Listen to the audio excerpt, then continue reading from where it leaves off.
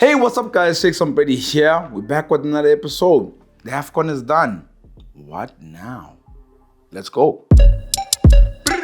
That's how it goes? They keep asking about the best when they know it's me. Okay. Asking about the rest when they know it's me. Straight in, I guess. You know it's me. The AFCON has come to an end, and I just want to take this time to say congratulations, Ivory Coast. What mentality to go behind against Senegal, go behind against Mali, and go behind against Nigeria, and they came back to win all three games. Bafana Bafana claimed at the awards.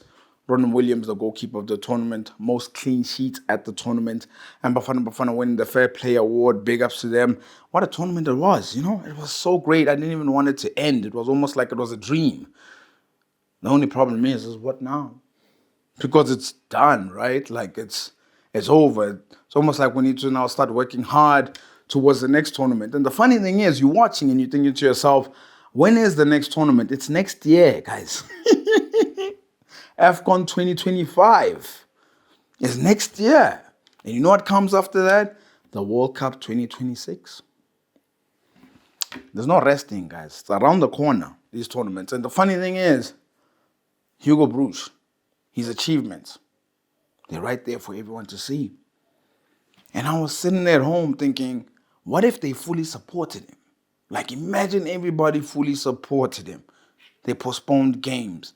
The media was very positive because there was a whole lot of negativity with regards to him, but he came in and he proved a point, achieving something that hasn't been done since the year 2000.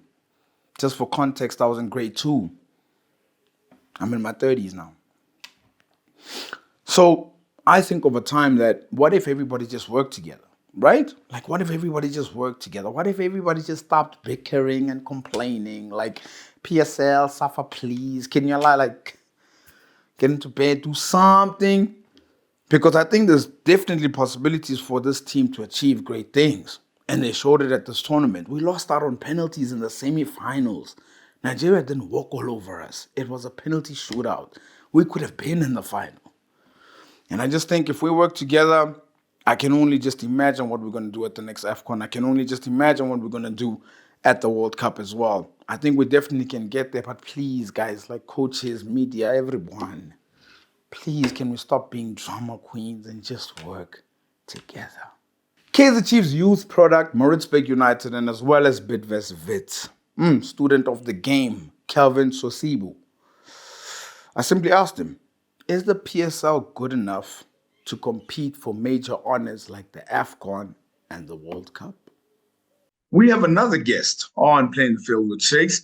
This time around was with Kaizer Chiefs in the younger years. Amazing. Maritzburg United, Bidvest Wits, and as well as a stint in Turkey, Kelvin Sosibo. How are you, sir? Doing awesome, Shakes. How are you doing, sir? No, I'm all right, man. It's good to see you. And I've always wanted to ask you this question because I've heard you on so many platforms, and I think some of the things you have to say, like, get our minds going and everything. But the one thing I've always asked myself is, why haven't you started your own platform, per se? Maybe like your own podcast or something, because you have valuable gems, man. Hey, I think we all have our different lines. I'm happy to be under your wings because there's always mentorship and there's always people that are ahead in terms of what they're doing. So on my side, I specialize on football, but maybe I think it's an idea. Maybe one day jump into it, but I don't think I want to rush into it because you guys are doing an amazing job. Yeah, look, I mean, I wouldn't say necessarily amazing that we're doing, but I know with people like you, it should definitely be an ad for sure. So every time I speak to a former footballer who was part of the youth structures of either an Orlando Pirates or a Kaizer Chiefs or even a Mamelodi Sundowns, arguably your top 3 clubs within the country, I always ask myself, what happened? Some people, maybe they weren't good enough. Some people maybe throw away their opportunities. You, on the other hand, already playing within the youth structures of Bafana Bafana, youth structures of Kaizer Chiefs. Why didn't Kelvin sort of become a success at Kaizer Chiefs? A couple of things. I think when I was promoted, I was very, very young, which is commendable to the scouting department of Kaizer Chiefs. And also, coming to a club where you had your likes of Shoes Mushewo, Skarangobese, David Kanameya, Patrick Mobedi, Tinashe Nongomashe, Jeez. the late Shoes, Patrick Mayo, I can name them all. So immediately when you hear those names, you start thinking as a youngster, you're 18, you just got promoted. Like, what are the possibilities of you play? Not that I don't trust myself that I can make it. Yes, I do, because I'm exposed to international level at the junior ranking national team. I'm also playing more competitive in terms of when we still had the reserve league. So sometime now and again, we'll gel with the older guys to come and play with us for match fitness. So I was like to myself, let me just give it a try and see. I'm just promoted. Luckily enough, there was a coach that believed in us, the late Ted. And then he said, I think these guys, I need them as an addition. And I don't think maybe at that time was a good time for me that I would have actually gained game time, because that's the team that used to be called Fat Alice. So I was like, I was happy to be in the bench. I was happy to learn and then grow my feet. Nah, wow, what a story. What a story. At least you had your career, at least you had your international experience. I wanted to get into this with you, man. Bafana Bafana, talk to me about them, man. What an achievement that they've done, being able to claim third. For you, how do you feel? Do you feel proud? I mean, how do you feel at the fact that they were able to do what they did? Yeah, a very proud moment, man. A very proud moment to see those guys, how far they've came, and then to realize also that people that didn't actually give them a chance. And I think now faith has been restored. Our football has actually been put in a good light. We've put our giant step into Africa and then Europe as a whole to say, hey, this is a country to look at. Never mind the physical aspect of ourselves, but what we could take home is the fact that the technical superiority that we dispose in that game was very, very important, because it's something that nobody matched us when we had to keep the ball. And the best thing that we did the most was making sure that we make teams suffer with the ability that we had, and playing to our strength as well has actually helped us to go as far as we went. Because a lot of teams were just thinking, this is just a walk in the park. It's just that old Bafana Bafana that will crash up in group stages. For us to go this far, well planned. The plan was well executed, and I think the processes are starting to come together right now. I see. Talk to me from a player perspective, right? Like, these players went into this tournament, and let's not lie about it.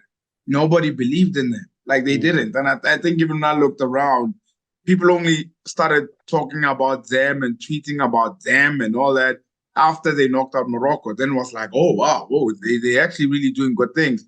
From a player perspective as well, like, to not have that support and then suddenly it coming on because you're doing this now. I mean, for them, does it show the resilience that they have as players, or the fact that they were able to just say, you know what, we don't have the support right now. We're just going to have to go as far as we can and see what happens? I'll be honest with you, Shakes. Nobody goes to a tournament thinking that they're going to come out. And nobody trains that hard and thinking again that they're just going to crash out on the group stages. As a player, you always challenge yourself to go to the next level. There's an equal footing. Majority of the players that were there were exposed to that level, and that actually instilled the belief into the team, because they've faced those situations before. It's not far-fetched when you're going to be playing in Morocco, where you frequently go to Africa and you play in the north, and then you're being faced with the same. So it was important for those players to advise the other players. These are the theatrics these teams might bring. These are the type of exposure that you might get. These are the type of physicality that you might get. But this is how you're going to beat them, by making sure that you play the branded football that you know, which is a South African way. Keep the ball, pass it, and not use the physicality, because we ran short when it comes to that. Because if you can look, the only tallest player that we had, the closest, maybe three. You had the Kekana, you had Mbala, you had Ronwen. Those are the guys that had height. The rest, Mahopa. Those are the guys that actually had height. But now, what was our strength? Keeping the ball and making sure that teams do suffer. So It's like when you play rondo, the way we play rondo in this country, and now it's becoming our second nature. Why? Because it suits us, because we are passing team. We are short, we are nippy, we are agile. We can find pockets. It's easy to do rather than to compete. With the Western African, they know they have the physicality. They will try and bully you, but bullying, what I normally say to, even when I'm coaching to players, whenever you get kicked, it's your fault. The faster you move the ball, the better. So then you create more passing lane and more spaces. But the more you hang on to it, then you're causing yourself injuries. And this is what West Africans were looking for.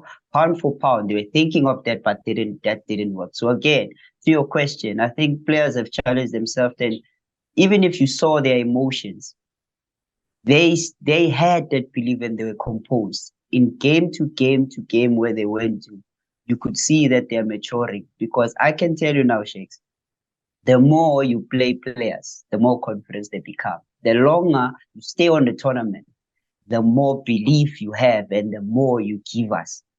So it's more or less like that. No, man, I think you make a very good point. I look at what happened with Ivory Coast. They were on the verge of getting knocked out, and every single time, each round, they got stronger. They started to get belief within being in the tournament. Now, Hugo Broos, how good is this man? And should he be leading us to the next AFCON and as well as the World Cup as well? Yeah, for me, I think Madala must be given a chance. I think it's only fair. He has given us that hope again. He has restored our faith. But credit goes in all departments, meaning all departments. It goes to the support structures from the teams, from releasing players and ensuring that they go and then make the nation proud. Because remember, as a coach in a national team, your only duty is to select the best performers on the league. I mean, look, he obviously has done this magnificent achievement in terms of taking us to the semifinals, getting that bronze medal as well. But there's also been reports that not being able to enter stadiums. The fact that I think he asked for a postponement so that he can train with the players before they went through to the tournament. He's still trying to meet with the coaches as well. Does this place a little bit of pressure on South African PSL to be like, this is what he's able to do? Maybe we should support him a little bit more or be more united when it comes to international matters. Look, Shakes, when it comes to that, as a man, when you have proven yourself, it's easy to be associated. I think now he has proven himself, but they will say, "Oh well, that was Cameroon." Now in South Africa, now he has proven himself. He was so close, and we all knew that the last stage for us was the final. So undoubtedly, now I think when he's going to be asking for those meetings, surely those coaches will come out first, because it's not only for him, but it's for those coaches to milk information, get information, understand the tactical side, understand how he does things. Sometimes it helps to have a hard-headed coach that believes into his philosophy and how he wants to play, because what he has done is actually instill the belief on players and make sure that he keeps the principles of the game intact. Oh, I love that.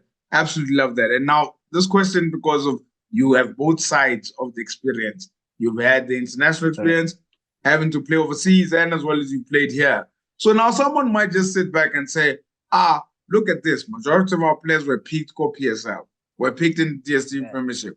We don't need to send players out there. We don't need to send players international. We don't need to send them to the biggest leagues in the world because we're able to achieve a semi-final with DSTV Premiership players. So I'll ask you this question. Is PSL quality or PSL strong enough to win Bafana major tournaments or compete at major tournaments with the World Cup coming next and the following AFCON as well?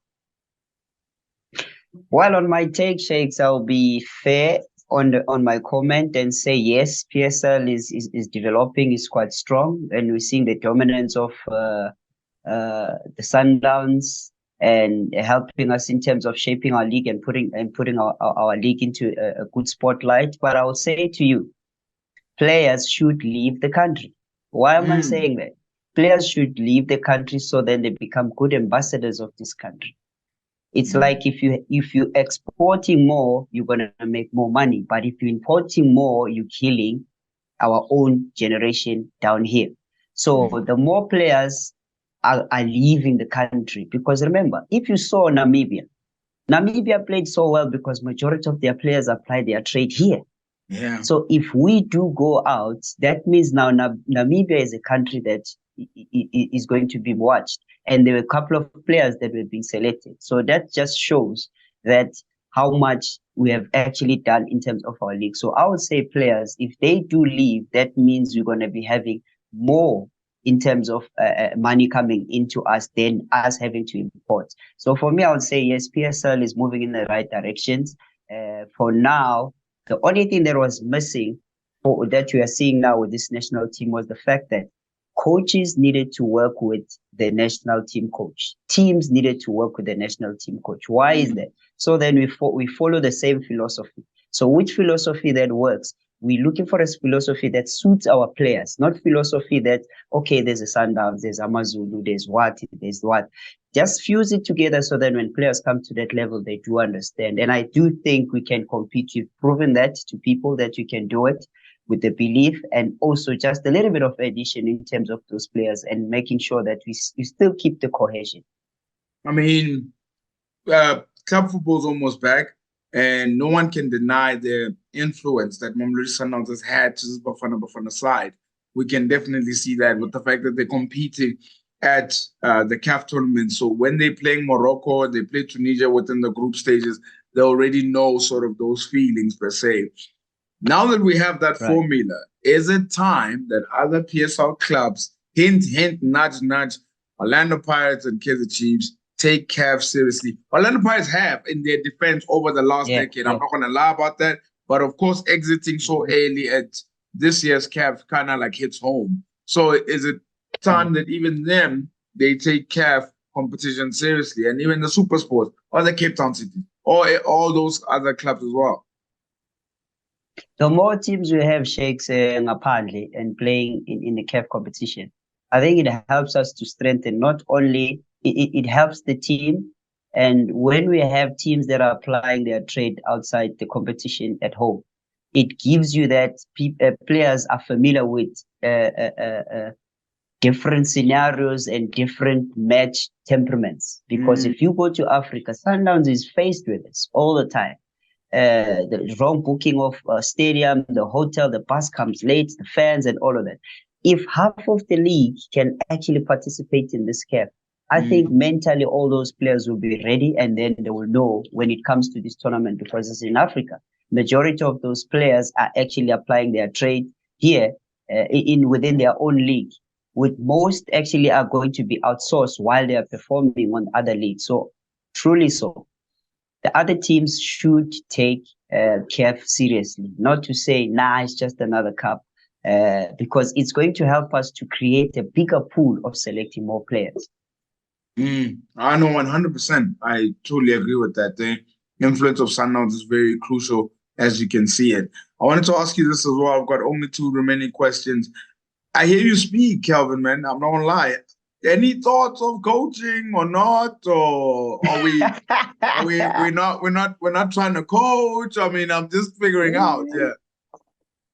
No, I am coaching, and what I've done is I've done my badges, and what I'm busy with, I'm actually busy with the kids. So that's where my passion lies, because I think a lot of people are actually rushing to the top. So I need to get the garden fixed first before we can enjoy the shade.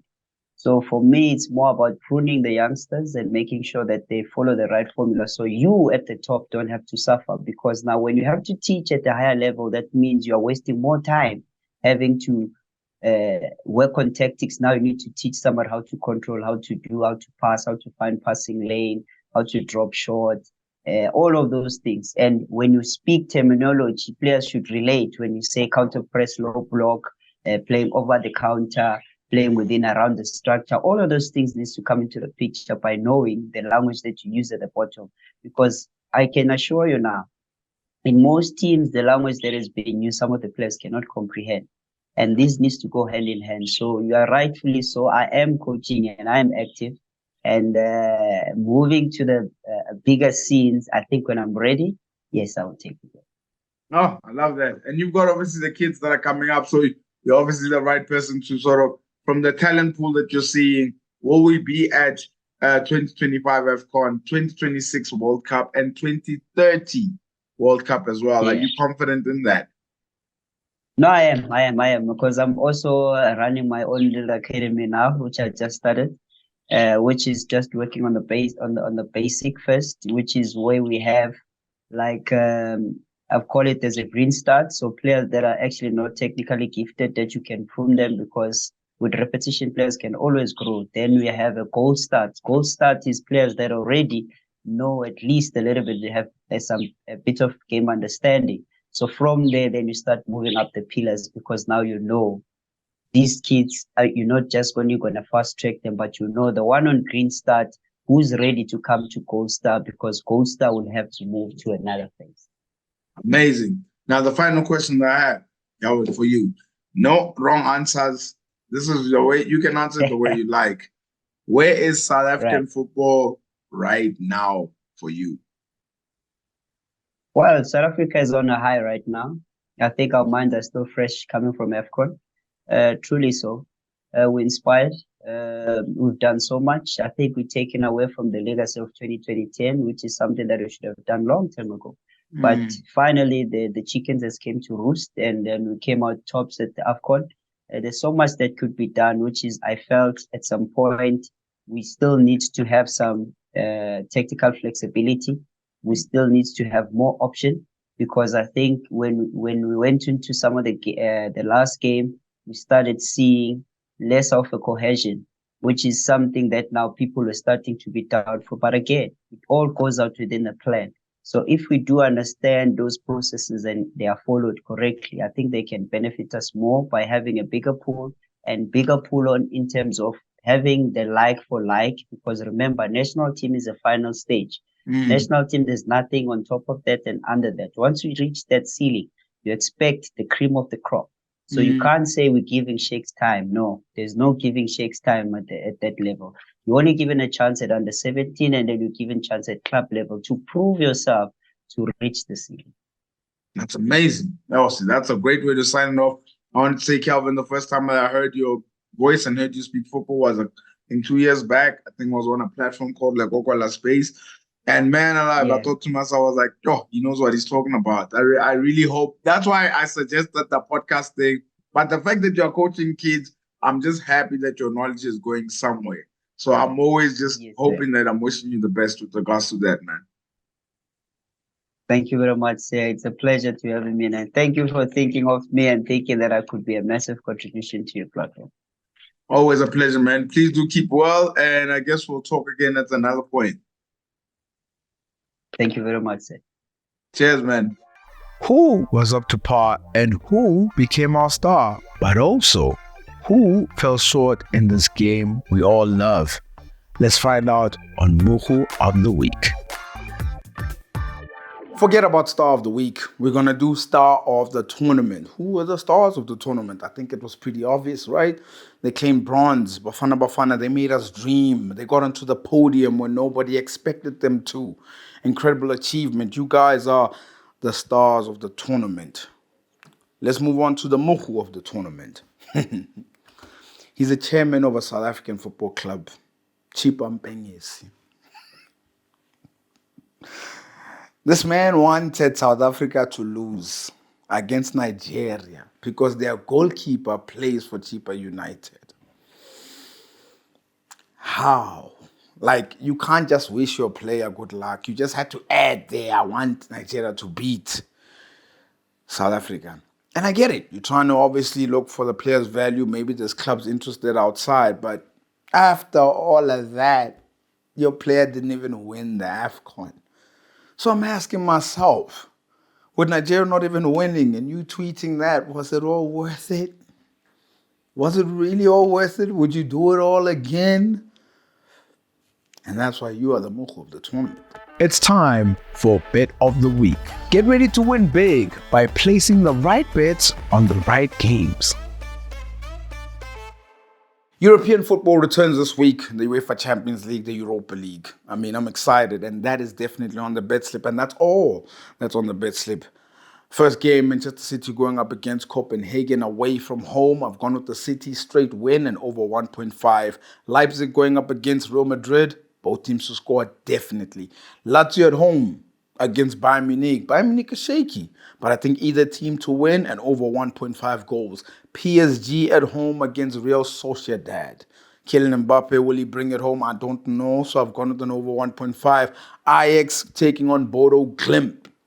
I've gone with Ajax straight win. And the last game, Braga taking on Karabakh. I've gone with the Braga straight win. The odds 8.97, almost the 9.00. But here's the magic part. If you take the amount 350 and the win boost, it adds up to $3,400. So if you want to win with me, click on the link below. Remember to practice responsible betting at betway.co.za. We at the end of the show, and I have to tell you something. I'm excited for this week. Why am I excited? The UEFA Champions League returns. But not only that, the DSTV Premiership is back this weekend. Don't forget to like and subscribe and hit the notification bell so you're notified for future episodes.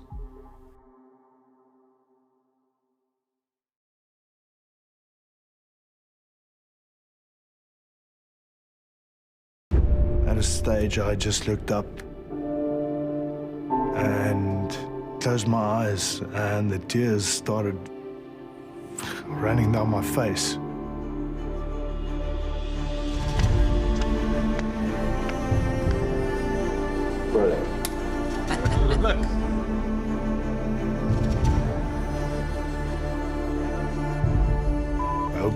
Hope is it's an interesting thing.